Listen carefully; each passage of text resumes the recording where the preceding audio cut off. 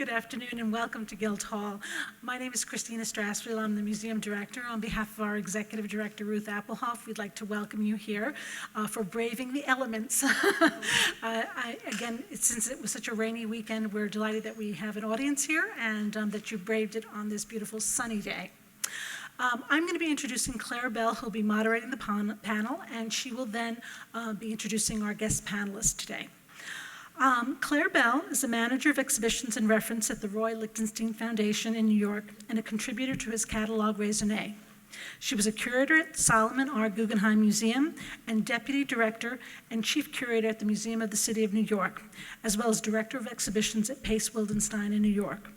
She was also an instructor at the School of Visual Arts for many years. She has contributed writing to monographs on Lichtenstein, as well as artists such as Jenny Holzer, Jim Dine, George Baslitz, Ellsworth Kelly, and Al Hirschfeld. Her essays on contemporary art and artists have appeared in numerous periodicals. I would just like to say that I would like to extend a personal thank you to Clare Bell, who without, we would not be able to have mounted this exhibition or have been able to produce the catalog. She was an invaluable source to us and really a wonderful historian and really a pleasure to work with. So I want to thank her.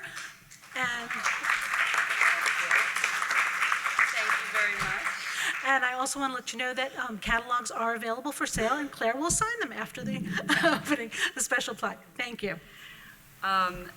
Thank you, Christina, very much. It was a joy to work on the show with your team and with you.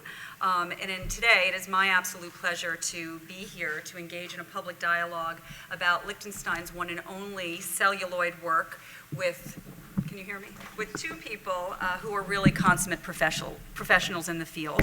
To my right is filmmaker and producer Joel L. Freedman. His company, Cinnamon Productions, was founded in 1968. Among his earliest directorial feats is the documentary Skazag. It followed the plight of Wayne Shirley, a black Vietnam veteran who turned to dealing and using heroin. It premiered in 1970 and is considered one of the most powerful and brutally honest portraits of drug culture at the time, and it is also now part of the National Archives. Joel has over 60 films to his credit, including 19 devoted to the plight of Native Americans in this country. And I know he recently just told me that he has finished work on another film that should be out soon. Okay, yeah. Great. Called Sam's War. To my left is Chrissie Iles, one of my friends and dear colleagues. She is the Anne and Joel Ehrenkrantz Curator at the Whitney Museum of American Art in New York. She specializes in film and video installations, minimalist and process-based art of the 60s and 70s. But her acumen extends to far-reaching surveys and exhibitions and writing on a wide range of artists and topics probably too numerous to mention here. Her major survey, Into the Light, the projected image in American art from 1964 through 1977, premiered in 2002, and it was awarded a prize for the best exhibition in New York City from the International Association of Art Critics. Chrissie has co-curated the 2004 and 2007 Whitney Biennials. She's also an adjunct professor at Columbia University and a member of the faculty at the Center for Curatorial Studies at Bard, and she also is working on a major survey that should premiere when at the Whitney? 2016. Okay, on the cinematic. So I want you all to join me in welcoming them, and I'm so thrilled that they agreed to come here. So we have the privilege today of talking about a work that very few people knew about until it premiered in 2010 at the Whitney Museum of American Art. And we were at the foundation very lucky to have the expertise of the two people sitting at this panel, or else the restoration would not have been able to really take place. Just to give you a small context before I start asking Joel and Chrissie some questions, the initial commission for the landscape film happened in 1968 when Roy was approached by Maurice Tuckman, who was then curator at the Los Angeles County Museum of Art. He had an idea of pairing some of the leading artists of the day with some of California's leading corporations. And he approached these artists with maybe 4 or 5 corporations that they could choose from. Roy ended up choosing Universal Pictures, and he was interested at that point in doing a film. The exhibition was called Art and Technology, and Lichtenstein went to Universal for a 2-week residency that year. I've had the distinct pleasure of speaking with both Joel and Chrissie on separate occasions and together about this restoration process of the film. It was an endeavor that began with Joel in 1995 in terms of the restoration when he transferred the extant material to video.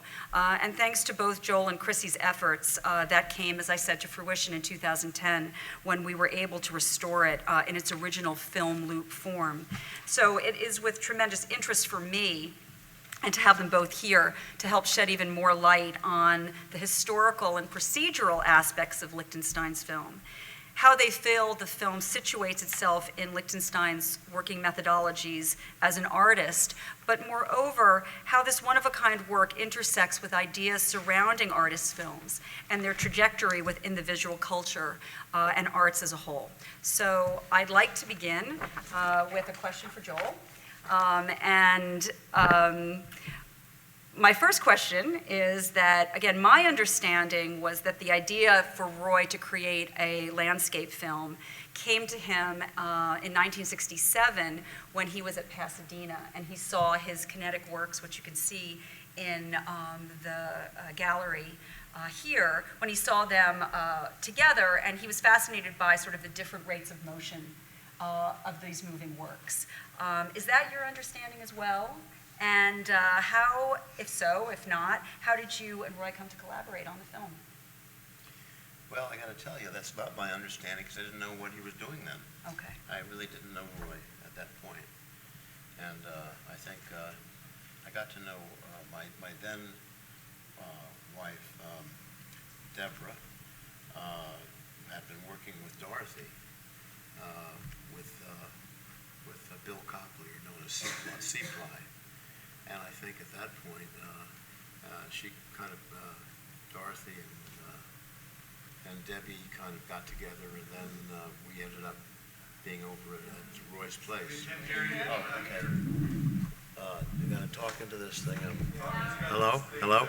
Hello? Testing. Can you hear now? Is it on? Okay. We've got to have a live mic.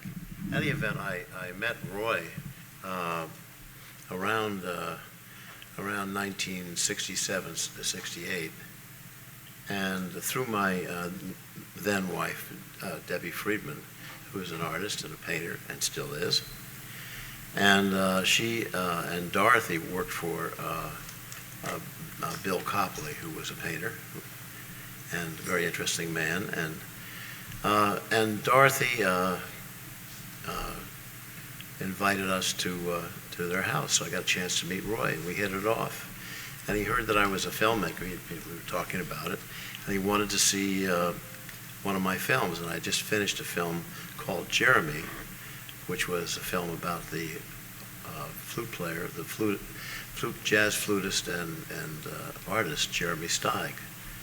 And Jeremy was a very wild and crazy guy. I think he still is, and played great flute. And so I made this film, and Roy wanted to see it. So I brought it over to his place, and he got a chance to look at it, and we talked about it a little bit. And then he wanted to show me a few of his things. And of course, they were all around, but he just gave me a chance to look at some of his sketches and drawings. And that was kind of the beginning of a friendship. It started that way. It was really just talking about art, talking about his stuff, which was interesting. And you were located in New York? Well, not only in New York, but Roy was living on the Bowery. Roy had hit the Bowery. It was a rough time, yeah. He had bought a bank building, which is a beautiful building. It was funky on the outside, but in the inside of all these beautiful brass railings, brass. It was an old German bank. It was an old German bank. It was beautiful, and he had one of the upstairs areas and it was a pretty large room to work in, and it also had the bathrooms were old porcelain and they were bronze, and there was even a spittoon, and this was like a really old deal, and So we were just, he wanted to show me his work. And when I went over, I was living on Spring Street, Broadway. I was living on Broadway between Spring and Broome, and he was on the Bowery and Spring. So it was pretty easy to get together. So we hung out a lot, ended up having lunch together a lot, and just talking about art. My late father, Maurice Freedman, was a painter. My mother also, a printmaker. So I was, always familiar with art since I was a little shrimp. Well, when I remember when I went over to his place, he said, "Come over here, I just wanted to talk to you." And he was signing prints at that time. I think it was Gemini Press. Was it Gemini? Yeah, he was working with Gemini then. He was such a, he was laughing a lot. He said, he was signing his name on these prints. And he said, "I can't believe it." He said, "Every time I sign my name," he said, "these are all, there was 1,000 of them, they're all stacked up." He said, I don't believe it. He said, "Every time I sign, they're all pre-sold. There were 1,000 prints sold." I said, "Roy, that's $1 million." He said, "Yeah, well, I get only half." He started, I said, "Well, he said, "My arm is hurting." I said, "Hey, well, it's hurting. But look, I'll sign some of them for you."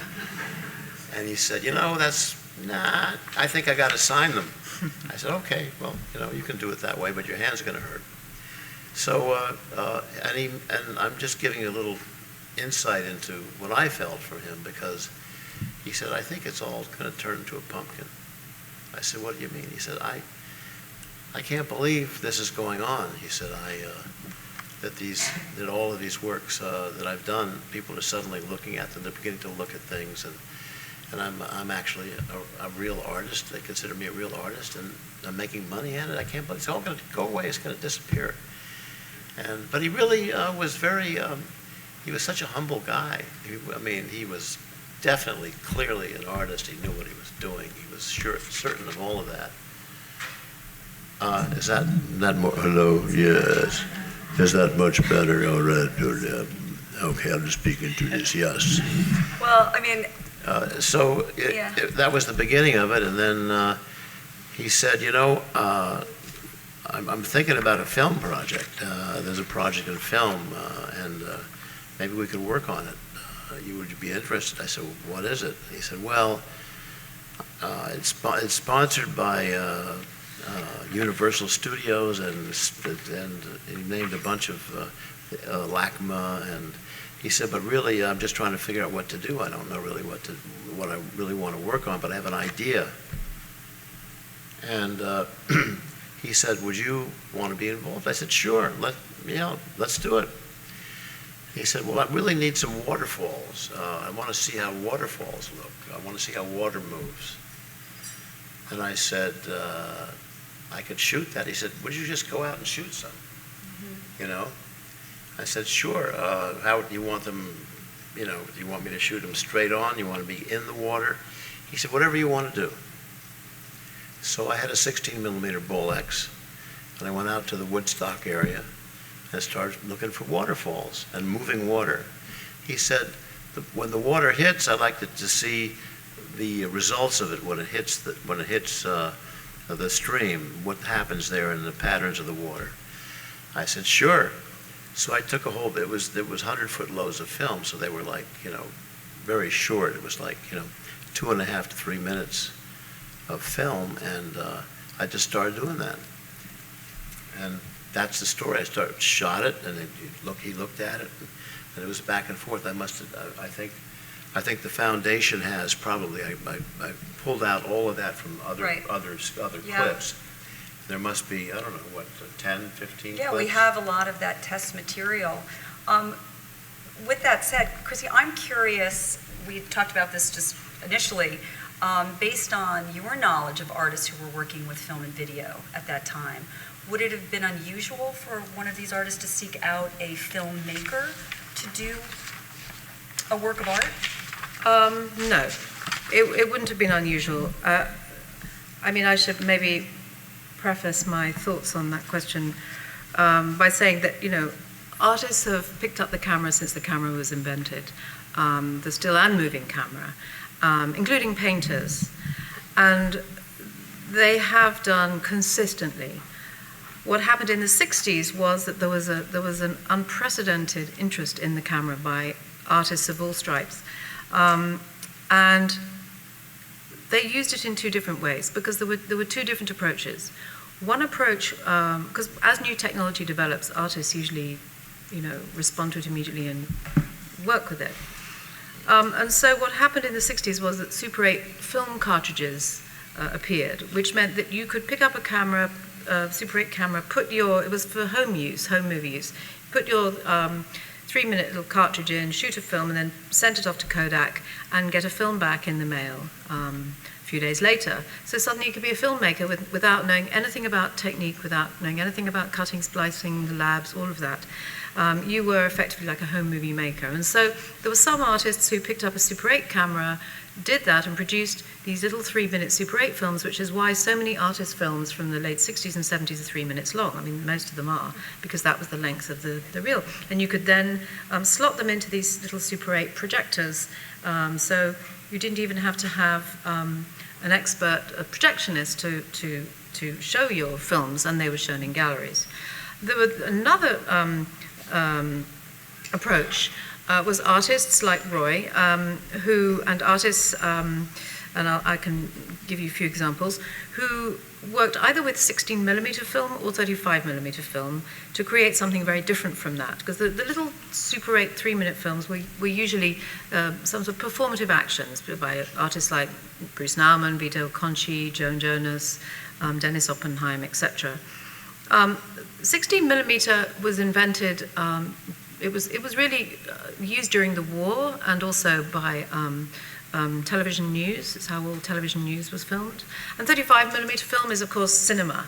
It's Hollywood. It's 35 and 70mm big, because the bigger the film strip, the higher quality the image. So most of the artists who really took 16mm film seriously and wanted to do something that was maybe almost like a little narrative film, as opposed to a Super 8 sketch, if you like, asked friends to work with them to create films. I'm thinking of Robert Smithson's Spiral Jetty, for example. Richard Serra shot 16mm films, and they worked with professionals. And Bob Fiore was a filmmaker, and he was a close friend of Richard Serra and Smithson. So Bob Fiore made a lot of those films. Agnes Martin made a 16mm film. David Lamelas, Walter de Maria, Michael Heiser, John Chamberlain. Warhol, of course, we all know about. That's a separate thing. Klaus Oldenburg, even Jim Rosenquist had an idea to make a movie. So cinema was very much in the air in general. But what's unique about Roy's approach, unsurprising, he's such an extraordinarily versatile thinker, is his decision to accept the invitation from Maurice Tuckman to take part in the Art and Technology show and work with technology within the rubric of an exhibition. So the exhibition focused on that relationship. And the reason the Art and Technology show came up as an idea was not because Maurice Tuckman was a very visionary curator who had the idea, but all curators' ideas respond to something that's in the air. If you have a show that becomes the landmark show that Art and Technology became, it's because it really put its finger on something that was happening at the moment. And during the 60s, we have the World's Fair. We have the Osaka World's Fair in 1970. And so the early 60s World Fair in New York, the Osaka World's Fair of 1970, this was a moment in which artists started working with technology and television, the Bell Labs with Rauschenberg and Billy Kluver's experiments with Bell Lab technicians. There was cybernetics were coming up as a huge interest. The media was changing. I mean, there was a massive influx of technological experimentation, beginnings of computers, and so artists, of course, were excited. And Maurice's invitation to Roy, and the fact that the exhibition was to take place in LA, and the fact that Maurice thought of film studios because of that deep connection between film and painting. and it triggered Roy's imagination, but and piqued his interest. But also, I think one of the reasons he was so drawn to the idea, and wanted to work with Joel to realize it, was he liked the idea of creating this sense of perceptual ambiguity.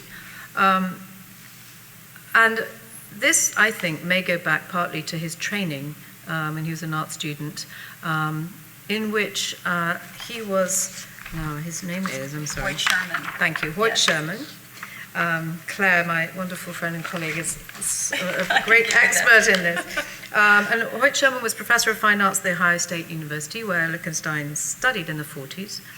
And he constructed what he termed a flash lab, which was a 70-foot-long, completely darkened space in which a small group of art students undertook this very intensive 12-week training. The first 4 weeks, they went into the space in complete darkness. They sat for 10 minutes while their eyes acclimatized to the darkness, and then they had sheets of paper on like a music stand, and they stood there, and Hoyt Sherman would flash an image in front of them for about a tenth of a second of a chair or a light bulb or something like that. And then they had to draw what they'd just seen in the pitch darkness. So it was this kind of very liminal kind of image that flashed before their eyes. And the images were about 9 to 12 feet high, and It was a very Gestalt theory concept at the time, too. and music was played throughout the process, which Yes. is very cinematic if you think about it. This sort of, and so, there's a waste paper basket, a chair, as I was mentioning, and then gradually 2 screens were added, and then the screens sort of were put further into space, so it created a sense of three-dimensionality and the 3D, if you like. And then the amount of time that the students were exposed to the image became longer and longer, so from a tenth of a second to maybe half a second, and then almost a minute. So over this 12-week period, they were exposed until they were in complete light, like this. And I think that this profoundly affected Lichtenstein's understanding, not only of I mean everyone understands it, that profoundly influenced the way in which he conceptualized the image and our understanding of what the image could be. And this when you look at it, it's so completely whole, Roy's images. And that's why I think that he was interested in the possibility of using film to create images. Did And Roy talk there's a to you paradox about in that. Hoyt Sherman's work? Did Roy ever talk to you about Hoyt Sherman's work and his experience in the Flash Lab? So that didn't come up in conversation, but I agree with you. I think that it is the underlying concept of mark making, of how Lichtenstein understood how marks related to each other and thus the image as a whole. And I think it's certainly, I agree that something would bring him to want to work with film. I mean, he was given the choice of a number of technological industries in California, and it was Roy himself who decided to work with Universal, which surprised Maurice Tuckman, because Roy hadn't done a film before. So it surprised and delighted him. I think, of course, what happened after was what Roy wanted to do became a very large endeavor, bigger than anyone thought that it would be. So, you talked to me about a lot of the trial and errors of getting the footage. You spoke about the footage that you filmed. Do you want to just talk a little bit about what went into actually getting what we see on screen? Well, sure. Let's Okay. talk about it.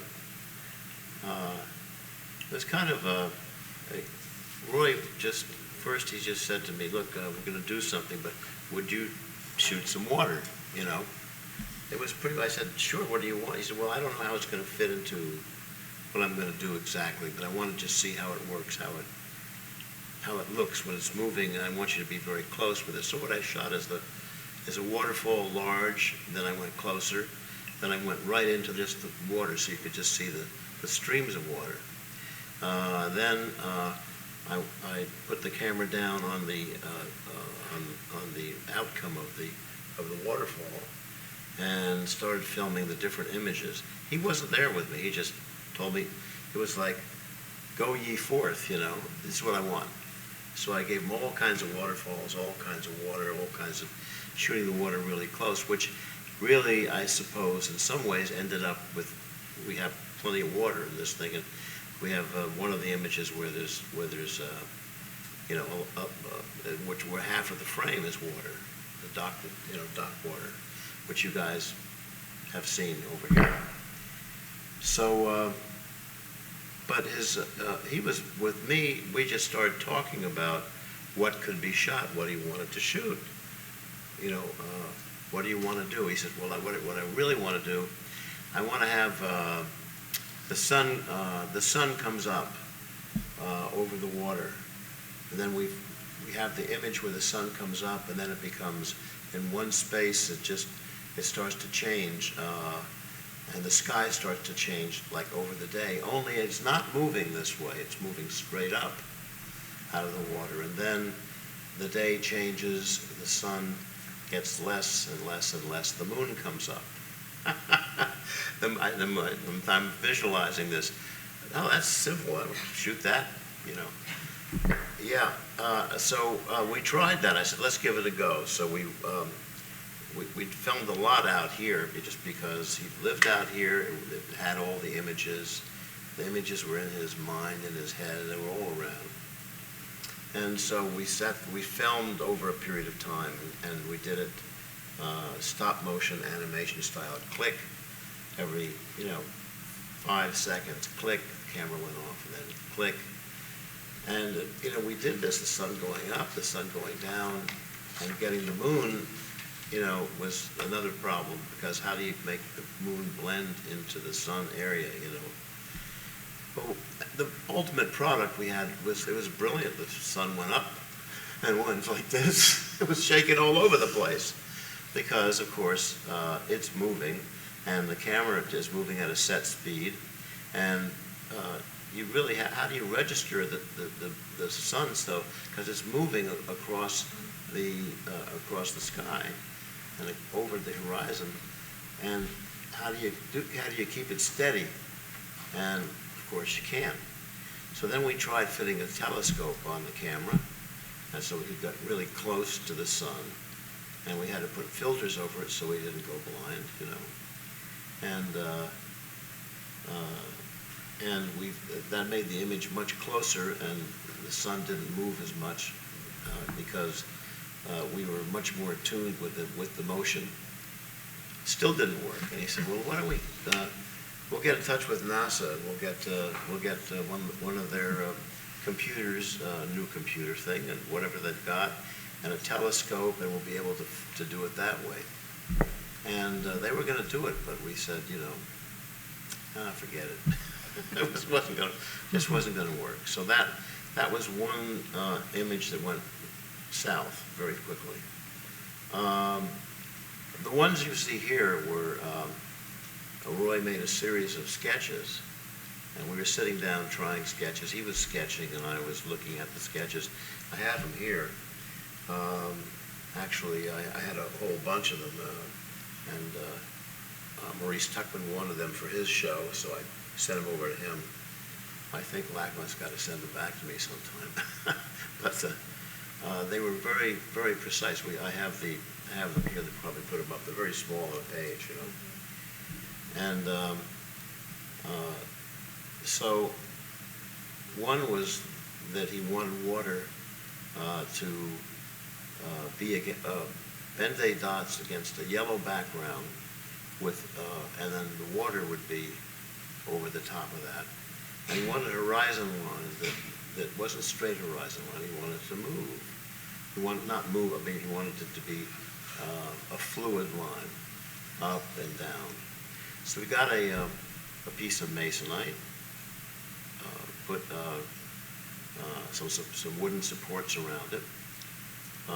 It was carved this way, and I think Roy drew it, but he had an assistant with a saw doing that. And then there was yellow, which was put there very lightly, just put on. So, and then black Ben-Day dots. So here we have this with the horizon line. So we figured it would be simple. Just put that up near, bring it over to the beach. You know, there's this deal with yellow with Ben-Day dots, and we saw the structure. It was 4 feet by 8 feet, and we put it right near the water, and you'd see the water in the same frame. Boy, were we dumb. It was just, you know, you could not get the water in focus and the Ben-Day dots in focus at the same place. There was always a differential of space between them. You'd probably have to have the water coming right over the top of this thing, which was not the idea. And so it was a depth of field phenomenon where you try to photograph somebody here or in a movie, and they have to pull focus if the person moves. They have to focus in on one or the other. You've got to make a choice. We couldn't focus in on both, so that idea was scrapped. And we spent a good part of a day trying to make it work, but we couldn't get it to work. And so that was the end of that, project. And we later came to the conclusion that a lot of this stuff that he wanted to do would have to be shot, but shot in different locations, and then married optically. That meant take the negative image that you've shot and bring it to an optical lab where they do special effects and so on, and take, say, the image of this one where blue Ben-Day dots were placed on the screen, and the frame by frame by frame by frame, the Oxbury animation stand, we were all shooting in 35, so it was not small film. It was all 35 millimeter film with pretty large cameras. And lo and behold, that worked. So we got the blue Ben-Day dots. Then what do you do with the water? He said, well, this water, and we shot this water off of a dock. So the camera was on a tripod. Then we had an extension on the tripod, so the camera could actually focus straight down at the water. And we went to different piers and different docks trying to select which he wanted a certain color of the water. I didn't know what he wanted, but he said, this is good, or let's try that. And after a bunch of hours, we had a lot of images. Those images had to be married together in the optical lab. So you take the Ben-Day dots and shoot those, and then you take the dock water and film those, and they were married. So when the image went through, for example, there would be shooting the Ben-Day dots, but what wasn't the Ben-Day dots would be in black, because it was not registering to be developed. Then you take water and have the water go through with the Ben-Day dots wiped out black, and when the two were done, trust me, they were all on one piece of film, except we must have had, with each of those, we must have had maybe 10 or 15 errors, trial and error. So, but finally, after a considerable time, we're talking weeks, because the film had to be not only shot that way, but it had to be processed. So that negative would go to the laboratory. The laboratory would then develop the negative. The negative then would be made into a positive image. And you look at the positive image, and very often we'd have codes put on it, which were called edge numbers, even though the film had something called latent edge numbers. In the film, there were little yellow code numbers every 16 frames. So that got done that way, and everything else we realized had to be done some way to have it married. I think the one that we didn't have to do it with was the fish. So it seems like Roy was trying to kind of work counter to cinematic qualities. So, I mean, flatness, for instance, is not something you think about in cinema. And I'm curious, Chrissie, what you think about this kind of working against all of the media's precepts. And do you think it was the painter in him, or do you think that it was something in the zeitgeist of how artists were perceiving what they could do with film, what hadn't been done with film. I'm curious what, because obviously all of this trial and error was done because it wasn't acceptable to Roy yet, unless he really had something in this pictorial, concise, moment. Well, I think, cinema is part of popular culture, and cinema in the 60s, being part of popular culture, was therefore a subject of great interest to Roy, because, he was interested in popular cultural icons, just like Warhol was taking, the Brillo box. And so cinema per se, and the idea of Hollywood, and also this moment, Hollywood was really sliding into decline because of television. That Hollywood was undergoing one of its many crises. And, I think Roy, a bit like Salvador Dali before him, was interested in the kitschness of the just past. And that's one reason why he was so interested in landscape in general, because landscape was deeply unfashionable in the 60s. It belonged to the School of Paris, to post-impressionism, this retro art historical movements that had nothing to do with the energetic, forward-thinking, bright, fresh pop art approach of artists working in America in the 60s, belonged to European outdated modes of cultural, visual language. And so it was a sort of retro subject that was entering popular culture in two ways. First of all, it had been rendered kitsch by being thoroughly absorbed into the culture, with postcards of sunsets, picture windows in suburban houses, and also he could borrow it back as cliche, and Roy was very interested in that too. And so, the landscape in particular, sunsets are just a classic Hollywood trope. And so I think that the interest in cinema was part of his interest in something that was kitsch and just sliding into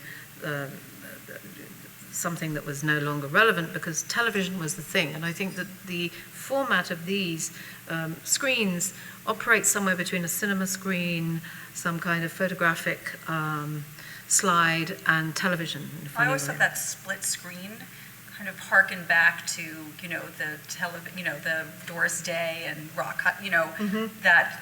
And I was curious if that was also a cliche, to do a split screen for each of these. Well, Roy had two kids, and they liked the Planet of the Apes, Mitchell and David, and and everybody was running around going, and Roy did too, because Roy had a lot of humor. He was really, he was into that, I think. So there's an aspect of Roy also that is playful, and it's not so damn serious about anything. He just, let's try this. Well, let's try, Joel, what do you think? Well, let's shoot that. Okay, well, it was like very loose, really. Where it got more serious, he could be serious when we were now looking at the final result of this stuff being married. He wanted it to be like they wanted the film to match, to the colors in the film to be exactly what he wanted them to be. And we, at the laboratory, we had a colorist and a negative timer, and he said, "All right, now what do you want, Roy? You want this way? You want what way is it going to be? You want a little more yellow? Hey, a little more yellow. We'll give you more yellow." Roy said, "Well, that's nice. Let me get a little more yellow." He said, "Okay," and it would come out. They finally print it up. He'd come back and say, no. "But Roy, you told me it was going to be like that. I gave you." And Roy said, "Well, it was a little too yellow for me." So Roy looked at me a few times and said, "This color thing is driving me nuts." I said, "Roy, it's not like paint. You got to figure out what you're going to do with this. When you see a color, you got to stick with it." "Yeah, but I want to move that, make it match the green a little more." So he had to change everything, the top and the bottom. He wanted to handle film and the image of film and the sense of light the way he understood paint to be. And that made it pretty tough to do. And so there was a lot of trial and error just at the finishing point. It never got finished, Would that have been unusual for an artist to use film in that way at the time? Well, it was very unusual for artists to work with 35mm. 16 or Super 8 was the norm. So already we're going into commercial Hollywood film Well, we had, gateways. at one point, we had a Mitchell BNC camera, which you put together. There were 17 sections. You put this thing together. It was a monster, and it weighed, a lot. And by the way, Bob Fiore worked on this too. Bob was my first roommate at NYU, so, but that's another story. Bob shot a bunch of my films. He's a great guy. Really knew his stuff. He really is. I had one thought about cinema and flatness, the question you were just asking, because cinema began with very, what Tom Gunning calls the sort of cinema of attractions, with very simple actions done in front of the camera against a black background. With Thomas Edison and the Edison Company and his assistant, they had something like, it was called a Black Maria. It was like a caravan attached to the house, and it was all painted black. Well, not so much painted black as black tar was painted on top of paper to create this very dense black background against which single actions occurred, like a strong man doing this, or a sneeze was maybe one of the most famous ones, or a couple of fighting roosters.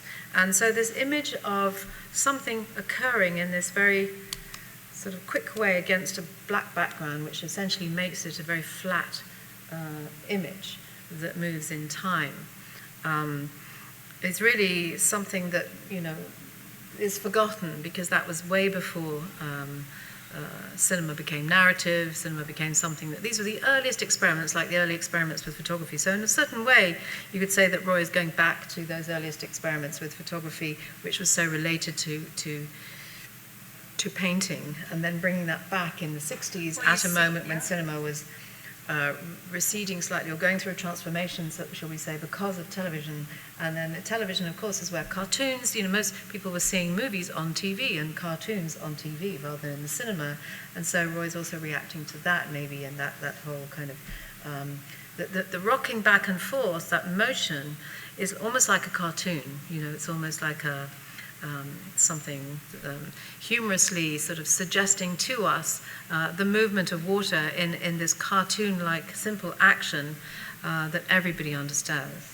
I agree with you on that. That Roy would say to me, this has got to be hokey, he said. I want it to be hokey. Why don't we move the seagull up there in the corner or something? I said, where do you want it? And so we had to move the seagull around. Well, that you don't just, it's not like sticking it on a piece of paper. I want the seagull up there. And he said, maybe I want the wings to flap up and down too. I said, no problem, Roy. I said no problem, because the money just kept flowing from Hollywood and from wherever it was. And Maurice Tuckman opened his wallet, and the USIA was part of it, I believe. I just said, okay, well, let's do it. We were doing a Hollywood movie, Mm-hmm. So, but Roy wanted it to be really kind of hokey, and he said that's not. We want the water to be step printed, so the water you'll see here goes like this a little bit, and he wanted that controlled. So we did that. We did that on an optical bench again, using the printing technique every other frame. Or sometimes 2 frames, and then 5, and then 3. Same thing with the horizon line. But it had to be, the horizon line doesn't go very evenly. It goes like this and like this, but we had to chart it, so there was a graph. Up 16 degrees in 4 seconds, down 22 degrees in 6. And we actually made a graph of each of these, the way the horizon lines were to go. So when you see these lines, they're just kind of go up. You're not going to follow a pattern, really. As far as you're concerned, there is a pattern there, but it's a pattern that makes it look not like a pattern. And so that was pretty intense to get that done. And the people at the laboratory said they were going nuts because they had never done this, but they had a lot of fun. These guys said, "Hey, Roy, can I have your signature? Hey, Roy, what are we doing today?" So he became a real fixture there, you know. Now, what people don't realize is that in those initial, Roy was going to do 15 films, which was based on his sketches and notes. Right. And he had, and some of the vignettes, which I'll call each of the individual split screens, he had called for heroic music and the sound of flocking gulls. Why did he abandon using sound, do you think? Because I think the reason was it was just getting in the way. It was just, he didn't want it. If you look at these, I mean, you could put music to it to make a film, moving around, but that's romantic. Wait a minute, or that's somebody making a statement. He didn't want to have a statement. He wanted to be there. The thing about painting that's so important, and I think, and Roy said this, my dad said that too as a painter, with film, it's longitudinal. You got to look at the beginning and the middle and to the end of it, right? Television, same thing. You got to see the show from the beginning to the end. You want to read a book, you got to start at the beginning, middle, and end, right? Even with a dance performance, there's a beginning and a middle and an end. But if you look at a painting, you walk into a room, and either it registers or it doesn't. Either it gets you or it doesn't. Maybe you'll walk back to it, but there it is. In a way, it's whatever it is, whether it's 3D or whatever, it's still a flat, set image, and you're looking at it, and either it gets you or it doesn't. And I think that was the concept that other stuff was going to just get in the way. You know, let's make it clean, you know. I mean, he once referred to these films as useless. Mm-hmm. I'm curious, Chrissie, if you feel that, how does that, knowing that, how does that concept sort of play in to you feel Roy's work? And were other artists doing the same, that they were looking at their work in film and video as maybe even a sidebar, again, a rupture, creating ruptures where there weren't before, but this concept of useless, and I know Roy wanted them to be vulgar, and he wanted them to be kitsch, but I found it very fascinating that he referred to them as useless films. Well, you know, Dan... I don't agree with that at all. Well, no, when he was talking about his use of Rolex, he was searching for a material that he wanted to be vulgar, and I agree that it's probably not something that translated into film, having him be so precise about the color and wanting them to appear in a particular way. But certainly when he was using the roll-ups, which is, I think, what kind of set his in motion doing a landscape film. I just don't know what the word vulgar, what you mean by that, actually. You know, based on what I understand of Roy's use of Rolex at the time, was he was looking for a material that people would say, oh my God, you can't make art out of that, and you certainly can't make fine art out of that. True. Yes, I mean, I think the concept of useless reminds me of Dan Flavin when he was making his early wall works in the 60s, and he said he wanted them to appear dumb and inglorious, like television sets. And those are some of the most important works he made, and there's wonderful early wall pieces. And the idea that he wanted them to be dumb and inglorious, it reminds me of Roy's use of the word useless, in the sense that I think the sensibility then with pop art at its height was this sense of the dumb, inglorious uselessness was, in a sense, part of American art's attempt to define itself as something very different and very forward-looking in opposition to European art history. And, you know, don't forget that in the 60s we have a young generation of artists, as Roy was part of then, who were the first generation to emerge after the Second World War. You know, the Abex painters had been so much expressing the trauma of the aftershocks of that period. And here was another generation who were further away from that terrible time and who were really trying to assert something new, something vibrant, something that was breaking from the past. The Earth artists in the early 70s, late 60s, early 70s said the same thing. You know, Mike Heiser talked of wanting to make something horizontal that was as large and huge as the Empire State Building, but kind of on its side, if you like. That's something totally American. And this urge to make something American, which is of course what the Whitney Museum was founded for, is to create a voice for American artists at a moment when European art and art history dominated. Donald Judd wanted to do that, so did Flavin, and Roy, I think, was very much part of that. So to call a film useless is to sort of almost say it's not Godard, or it's not, some European art film. It's useless in the sense that it's an image that can't go anywhere, that can't tell you a story, that just rocks from side to side. That's the uselessness, to me, it's a sort of non-narrative. But we're not talking about non-narrative like Stan Brakhage, as painterly beautiful, or other sort of avant-garde experimental filmmakers emerging at that time. Not that kind of non-narrative.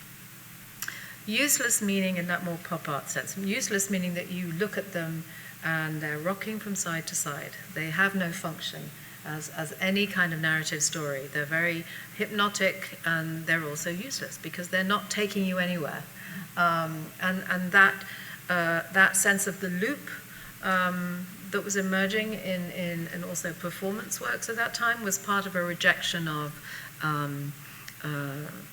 conventional narrative and literature, if you like, something, it was a dismantling also of conventional literary form too, which cinema has always been connected to. I mean, I was going to say that I think they do take you somewhere, but it's a different place. It's kind of like they take you, you said hypnotic, and I think they take you into that hypnotic place if you're going to look at them and have them move in front of you, which they do, and let your mind go, and then you start to kind of go out there if you give it a chance. So it's kind of like a mantra, or it's kind of like, wow, where am I here? And I've seen some people sitting in front of these things for a lot of time, 10 minutes, 15, half an hour. I've even seen kids looking at it. Mommy, what is that? What is the song? You will not eat that many cookies anymore. It's really, they're really, they have that kind of, there's a certain calming quality to them. Yeah. And if you look at that, you look at them, you say, wow, what's going on here? And then you kind of look inside, too. and yet, Joel, it's not clear to me if Roy ever saw these films projected in the way that we see them now, because I know both of you didn't go to Osaka. You both didn't go when they were at LACMA in 1971, following when the third was added. And I'm curious, because Roy was so precise about the fact that they had to be rear projected. And I'm curious with both of you, We went to the Rizzoli screening room, So he saw and we it. put the 35 loops up, joined. We Uh-huh. had to have, also at the end of the loop, one loop ended this way, the beginning and the end had to end at the same place. With an extra frame, you could splice it, would go together. So we went to Rizzoli, and we looked at it to see, what it would project at. There was a certain throw in Rizzoli that could not be at Osaka, because Osaka, the projectors had to be built in such a way that they would be much closer to the screen. Therefore, they built projectors with mirrors that would move the image. Now, that also would change a little bit of the image, and I didn't know that Roy never went there, but we did look at it. We did look at them and see what would happen when they were projected. But there was no way we could easily do a rear screen projection. Sure. And certainly not the way the throw of the projector was limited by the design of the pavilion, which was done by Ivan Chermayev Architects, I think. And so there was like maybe 10 feet. The projector was here. It was like another 10 feet or less for it to project onto a rear screen. The lens had to be a wider lens, which might distort things. And I didn't see it, but I was told that everything was really clear. You could walk up to within, 2 feet of the screen, it would be pretty clear. But it sort of brings to me, sorry, I was just going to say, like with Andy's Empire, do you think that artists cared how their audience had to kind of endure on some level, their films. Very much, very much. I think one thing to remember is that in the late 60s and up till, certainly the period where Roy was making this work, cinema was something that you went to that was very much, it was pretty much, apart from television, the only place where you could see film. Film was not shown in galleries.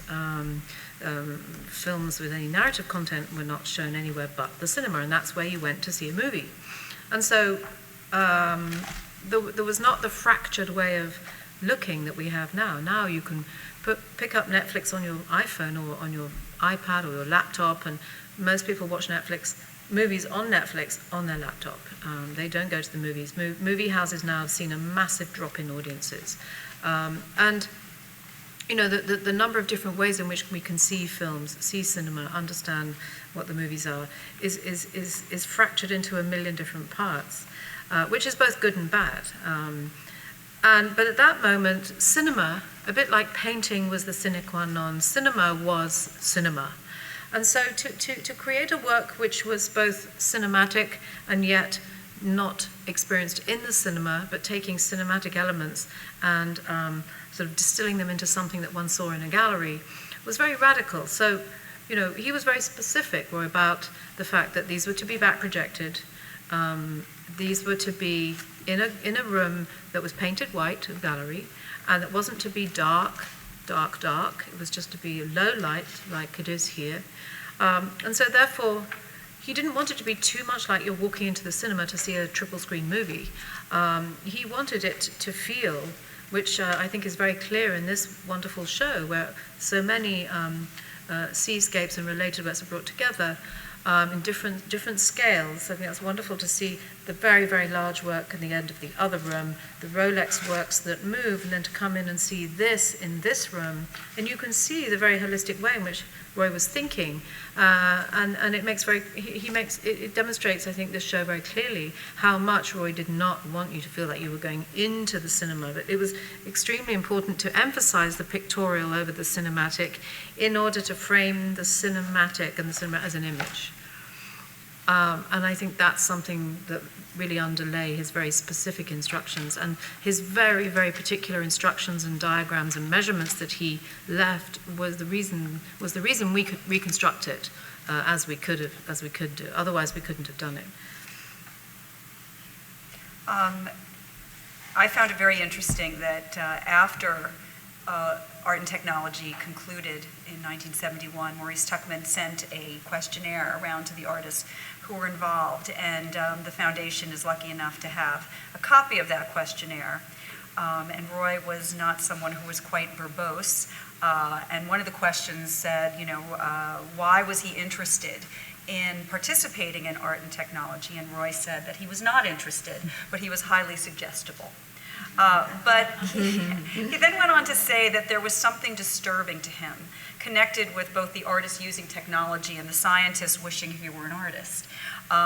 He felt that both had gotten themselves engrossed in what he saw was sort of this romantic fantasy of being able to do what the other did. And I'm curious how you both feel about that concept of Roy's in terms of working with technology. Obviously, he put you through the ringer trying to get, this film to the clarity that he wanted. And, I'm curious how you feel, even artists today feel about that exchange between science and art when it comes to, moving into territory that's not really facile to both of them.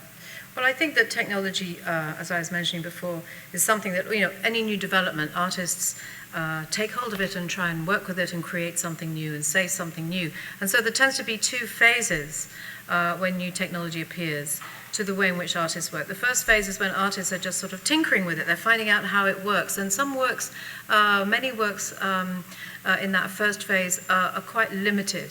Some of them are one-liners, some of them don't stand the test of time because they're focused too much on the the mechanics of the new technology, what the new technology can do.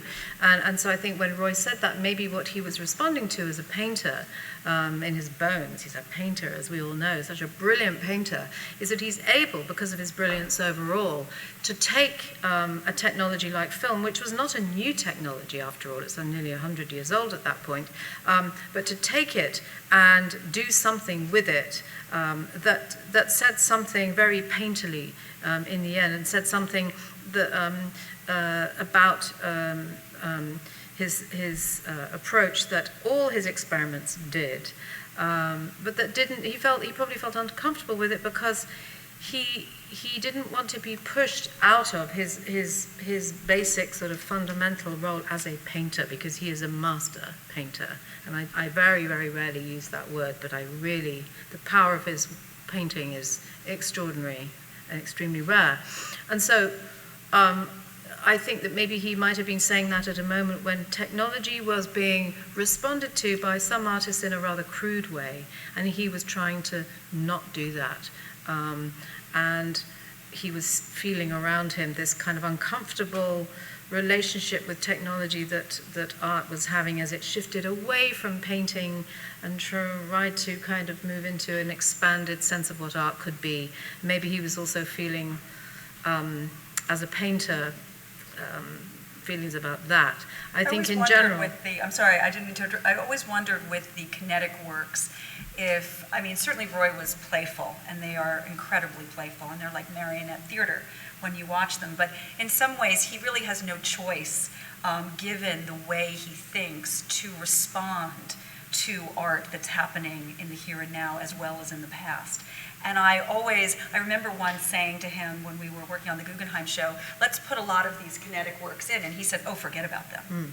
They didn't work. Right. Well, you see, that's why I actually think that Roy anticipated the internet, or what's now post-internet, in his last paintings, the late painting, the Chinese series. Mm-hmm. And when you look at one of those Chinese landscape again, you approach it from a long way away, from a distance, and you understand it, you read it as an image, a complete image, this large-scale, beautiful landscape. In the same way that you look at a Seurat painting. And then as you approach and you walk closer and closer and closer, there is a point, and it's a very specific moment, and maybe everyone's, the precise distance is really measured by how, what kind of eyesight you have. And how tall you are and things like that. But there comes a moment when you walk up to the painting and you start to be physically dizzy and affected by the dots in this painting, which are not the big Ben-Day dots of the early work, but small. And these are dots that, to my mind, predict that sort of internet digital screen surface. They start to really make your eyes sort of shimmer on the edges, and you start to kind of not be able to read the image anymore, and you start to become immersed in the image.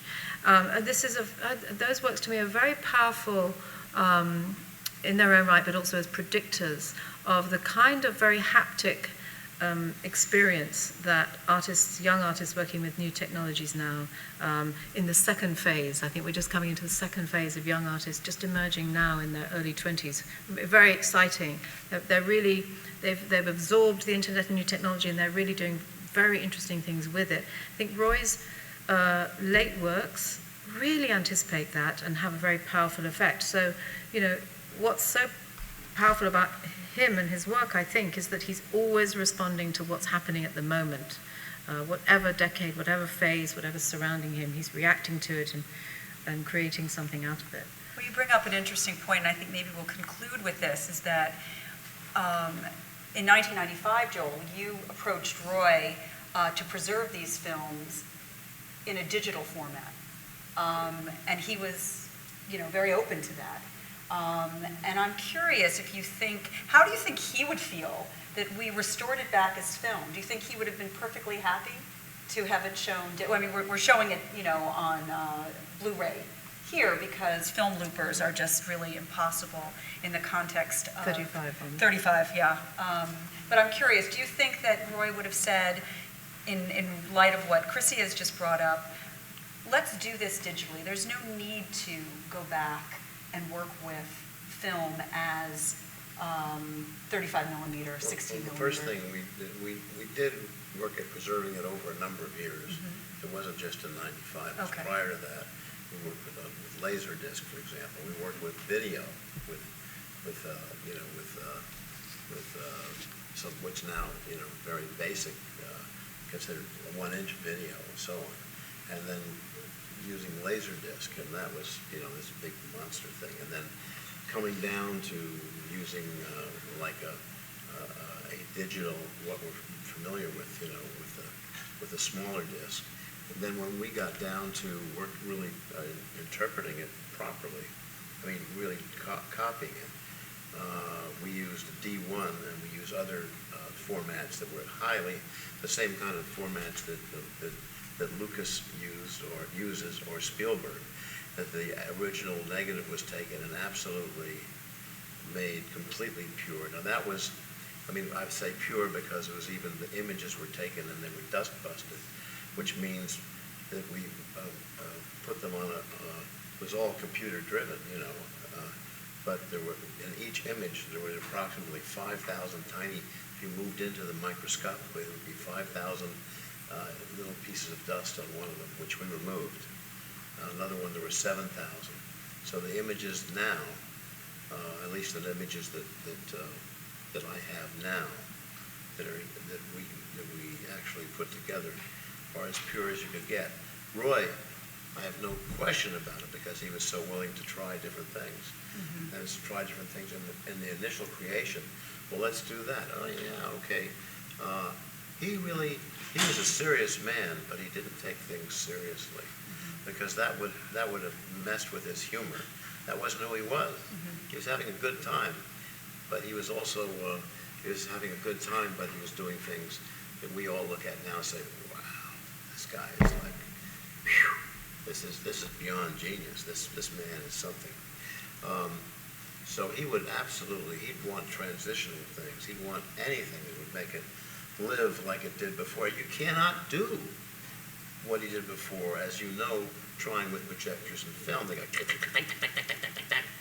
but this is silent. This is like, and it's actually an image which is as pure and clean as anything that we ever got at any moment. Let alone he'd just love it. I think that you have to kind of use the technology that exists. He's up for that. He always was. And I was mentioning before to everybody who could listen that there was a time where he came into our digital studio, and there were other people there too. And he out there, I think it's still running. You'll see the seagulls, going over some blue bente dots. We were down near Gossman's throwing fish up in the air. He said, "Damn it, get more fish! Come on, boys!" And they were throwing the fish, and more gulls would come. And the thing was also trying to get the end where there would be a space with no gulls, so you could start the loop again, which was done. It was a lot of fun doing that. We were all cracking up. We smelled like fish and so on, and it was But he came into that control room, and that was a year and a half or so before he passed on, and we put up the images. And Alan Eisenberg said, "Let's run them." And he said, "I want that." He said, "I want that, the black and white of this, then I want the gulls, then I want," and he wanted all 5 of the images to be going at one time. And that was his final, his final statement. And you this. Yeah. And all 5 going now. And we said, well, how would they present themselves?